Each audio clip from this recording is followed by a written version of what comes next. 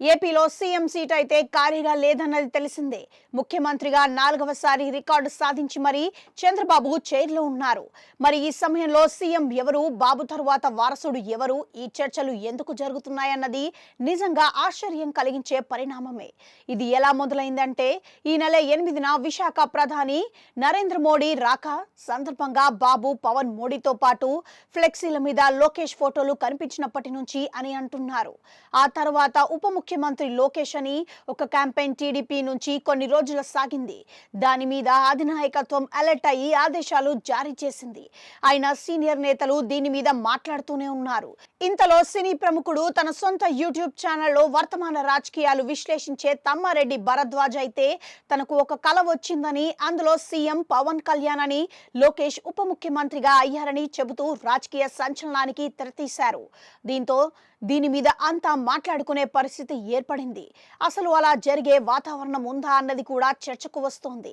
నిజానికి పవన్ కళ్యాణ్ కూటమికి emotional strength గా ఉన్నారు. కానీ రాజకీయాలు, అధికారం అంటే నెంబర్ గేమ్ అని, అదే విధంగా చూస్తే ఈ రోజు సీఎం గా లోకేష్ ని చేసే ఛాన్స్ టీడీపీకి ఖచ్చితంగా ఉందని అంటున్నారు. మొత్తం అసెంబ్లీలో ఆ పార్టీ బలం 134 మంది ఎమ్మెల్యేలు అన్నది తెలిసిందే.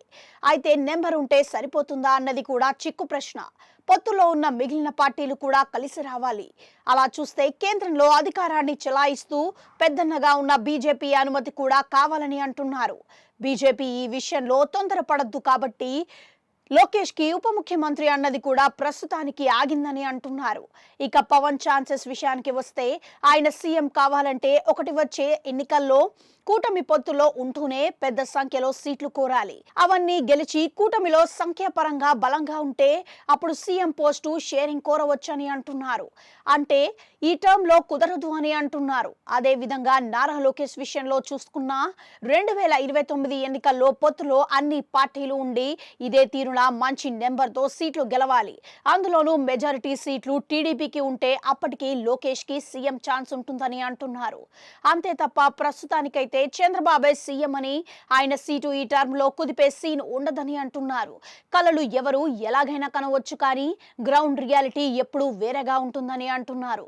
మొత్తానికి చూస్తే పవన్, లోకేష్ ఇద్దరికి సీఎం సీటు విషయంలో ఛాన్సెస్ సమానంగా ఉన్నాయని అంటున్నారు. మిగిలిన రాజకీయం అంతా 2029 తర్వాతనే అని చెబుతున్నారు విశ్లేషకులు.